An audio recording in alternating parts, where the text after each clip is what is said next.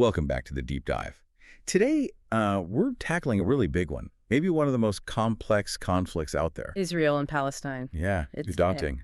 Exactly. So Yeah. much history, so much emotion, and frankly, it's incredibly confusing for most people, right? Absolutely. It's hard to even know where to start or who to trust. That's the thing. You get bombarded with slogans, headlines, very biased narratives. Finding clear, unslanted context, it feels almost impossible. But we've got this source for our deep dive today.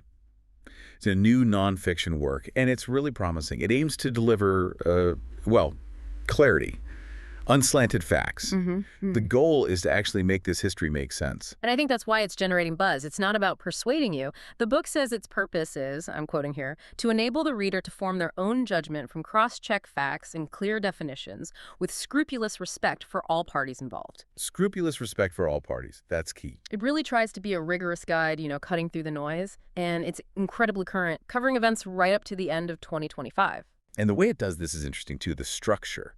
It moves at what the author calls two speeds. Right. You have the main narrative chapters, the what happened, who decided, the big picture stuff. Which can get dense, obviously. Sure. But then, interspersed, you get these short third-person pieces, micro-stories, they call them. Like little snapshots. Exactly. Vignettes that bring it back to the human level. It stops the facts and dates from just becoming overwhelming numbers. It adds that human scale back in. I think that's part of why it feels like a potential bestseller. It's rigorous, but also readable. Okay, let's unpack that methodology. Yeah. That human scale connects to its core philosophy, doesn't it? It does. The book states, there are no heroes without contradictions here, and no villains without reasons. It really pushes you away from easy labels. So no simple good guys and bad guys. Context first. Always context first. All right, so let's start where the book starts. Part 1. Land, names, memories going way back, before 1917. What's the first layer it peels back? Well, the first thing is just understanding the ground itself, how the names kept changing. Canaan, Judea, Syria, Palestina, Palestine. And each name wasn't just a label, right? It meant different rulers, different rules. Precisely. Different administrations, different ways of life, different legal systems layered on top of each other over centuries. It immediately shows you there's no single static history here. But the book points to something maybe less obvious as being foundational. Something about paperwork. Yeah, this was a real aha moment for me in the early history. The 1858 Ottoman Land Code, the Tanzimat reforms. Okay, what was that? Before that, land ownership was often customary. Based on tradition, oral history, my family farmed from the great olive tree to the crooked almond tree. It was social memory. Got it. If your family worked it, it was known to be yours. Kind of, yeah. But the Ottomans, wanting more control, mandated written registration. You needed a tapu, a formal title deed, stamped paper. Bureaucracy arrives. And the book calls this a silent earthquake because shifting from memory to paper, it suddenly made land sellable, transferable in a modern sense. And that, down the line, fuels so many of the modern property disputes. A bureaucratic change with massive human consequences. Wow. Okay, so that sets the stage for the more modern era. Part 2, the book covers 1917 to 1949, mandate and partition. It calls this the time of 3 promises and a map. That sounds ominous. It was, because the promises fundamentally conflicted. They just couldn't all fit on the same piece of land. What were the 3 promises? You had the Balfour Declaration in 1917, where Britain supported establishing a national home for the Jewish people in Palestine. Okay, promise 1. Then you had secret deals between Britain and France, the Sykes-Picot Agreement, carving up the Ottoman territories for themselves. Promise 2, contradicting promise 1 in spirit, if not letter. And then promise 3. Earlier assurances Britain had given to Arab leaders like Sharif Hussein of Mecca, hinting at an independent Arab state in exchange for revolting against the Ottomans. So everyone had a piece of paper, a promise they thought guaranteed their future. Pretty much. The book describes it as a stack of overlapping undertakings that would not fit on the map. Conflict wasn't just likely. It was practically designed into the situation by these clashing commitments. Ambiguity was baked in. And that ambiguity explodes in the 1948-49 war. How does a book handle that pivotal traumatic event? Very carefully. It presents the duality. For Israelis, it's the War of Independence, a birth story. For Palestinians, it's the Nakba, the catastrophe. Both narratives are presented side by side. And the human cost. The numbers are stark, and the book lays them out. Over 700,000 Palestinians displaced, becoming refugees. And in parallel, often forgotten, around 800,000 Jews migrating or being expelled from Arab countries, with most finding refuge in the new state of Israel.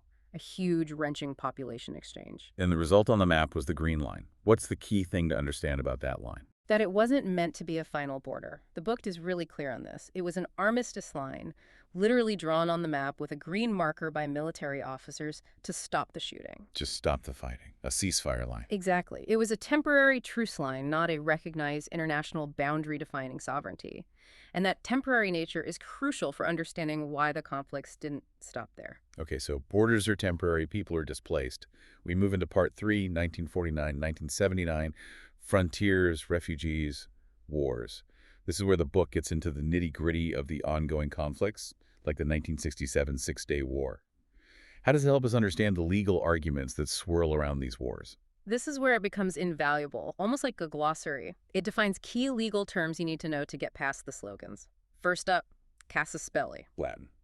Calls for war. Essentially, yes. The reason a state claims it's justified in using military force. The book uses the example of Egypt closing the Straits of Tiran to Israeli shipping in 1967. Israel viewed that as an act of aggression, their casus belli justifying their military response.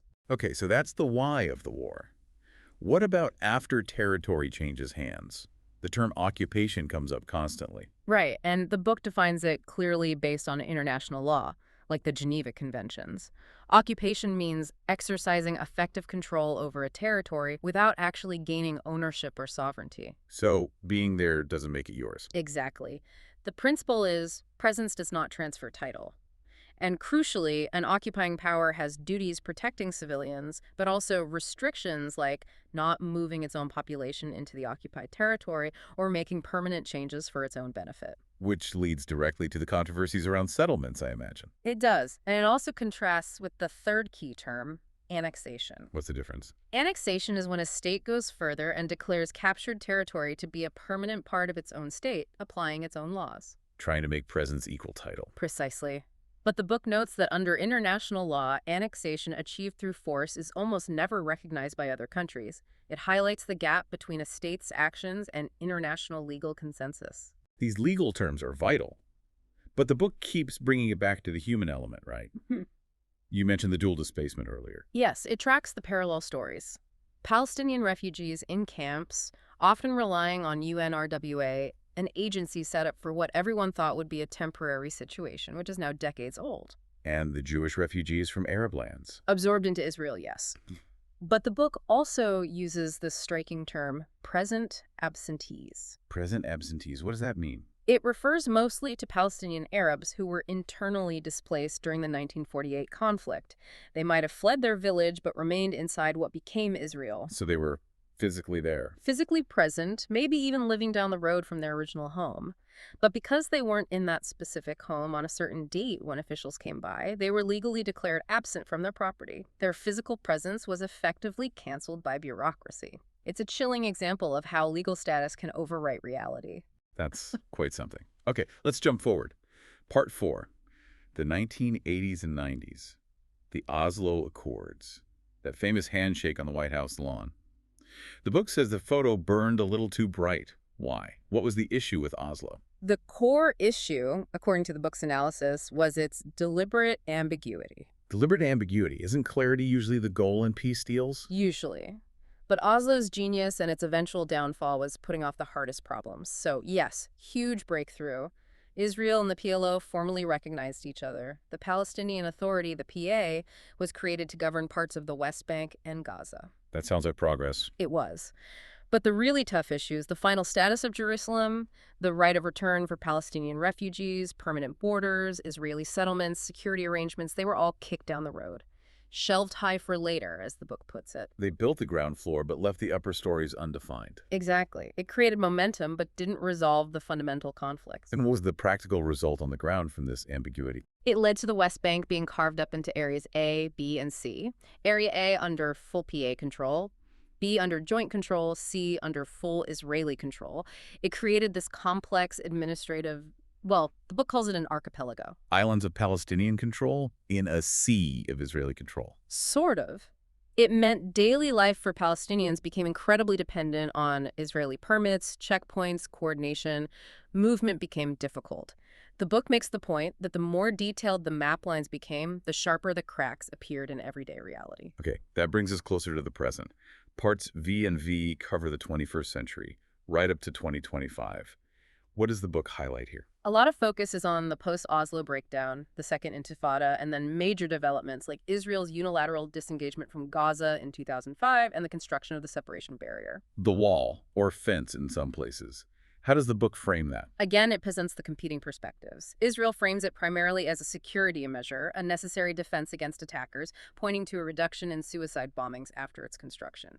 But there's an international legal view, too. Yes. The book details the International Court of Justice's advisory opinion. The ICJ recognized Israel's security concerns, but found that the barrier's route, often deep inside the occupied West Bank, not on the Green Line, imposed a severe territorial and human toll on Palestinians.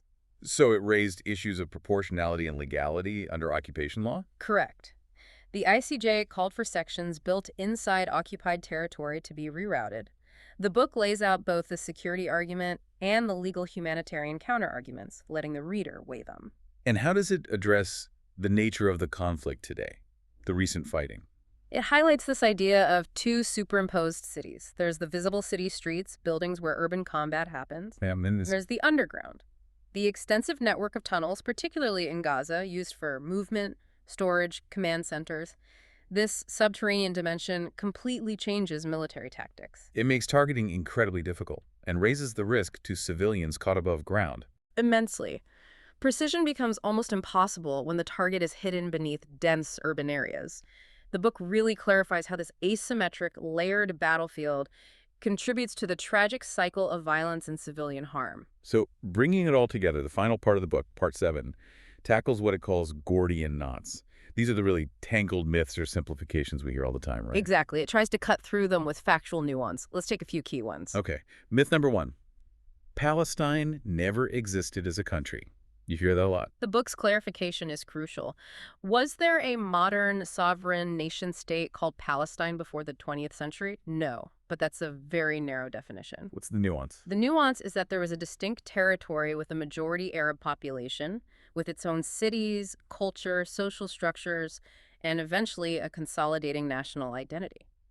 Denying Palestinian national claims based solely on the lack of prior statehood ignores that historical and social reality. Got it. Okay. Myth number 2, very current.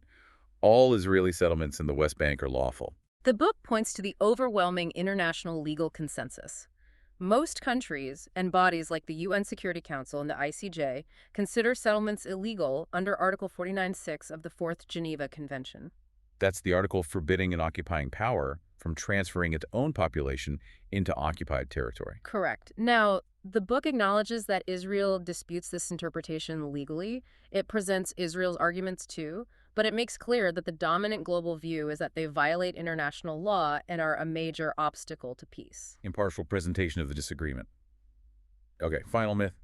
Gaza hasn't been occupied since Israel withdrew in 2005. This is a really important legal distinction the book makes. Occupation isn't just about boots on the ground. It hinges on effective control. Meaning, even though Israeli soldiers and settlers left Gaza, Israel continued to control Gaza's airspace, its sea access, who and what goes in and out through most border crossings.